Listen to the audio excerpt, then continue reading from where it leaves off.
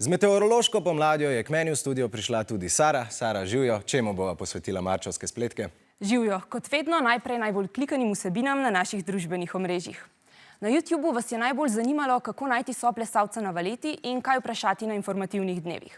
Na TikToku se je vnela razprava o uporabi telefona v šoli, čisto povsod, še na Facebooku, pa se je najbolj bliskovito razširil prispevek o slengu. Skupno ima več kot 300 000 ogledov.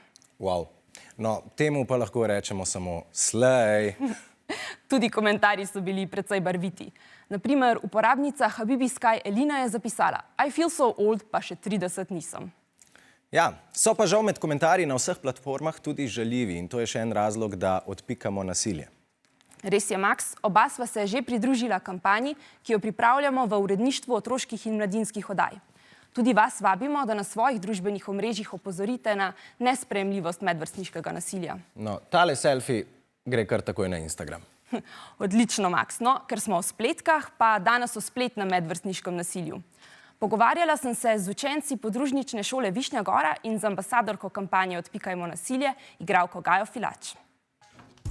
Spletno medvrstniško nasilje se dogaja največ na TikToku, ko naredijo te trač profile. Splošno vem, da nekateri delajo različne grupe o ljudeh in se pač tam zelo grdo pogovarjajo o njih. Največkrat je tista zlobna družba, ki skupaj držijo zase in se pač ne povejo med sabo, ampak to vse pride na plano. Meni se je to že zgodilo, povedal sem svojima staršema. Lahko pa tudi razredničarki, ampak ne vem, jaz še nisem. Spomnim se enkrat v osnovni šoli, mi smo se veliko dopisovali prek Gmaila in mi je en fant, v katerega sem bila zaljubljena, napisal, da sem mozoljasta bajsa. Če bi, na primer, vsi izvedeli, da si ti zatožil nekoga, bi verjetno bili vsi proti tebi. Ti živiš sam s sabo vsak dan in če tebi nekdo reče, ej, ti imaš pa ne vem, grdo obleko ali pa neki, ti pogledaš v ogledalo in rečeš, ja, jaz imam pa res grdo obleko. Torej, ne smeš si kvariti svoje samopodobe pa samozavesti. Sam na splošno moraš vedeti, da si ti cool oseba in da se rabiš držati z drugimi ljudmi. Pri medvrstniškem nasilju pride do izrazitega neravnovesja moči med tistim, ki nasilje doživlja, in tistim, ki ga izvaja.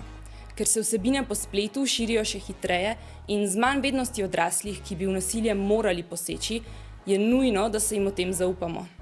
Ampak na srečo nisem ostala tiho. Ker tudi Gaja verjame v prijaznejši svet in nežnejšo komunikacijo, je ambasadorka naše kampanje.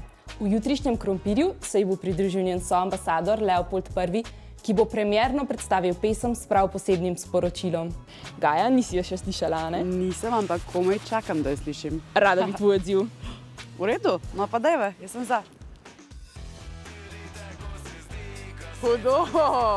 Kjer dobro besedilo. Noro.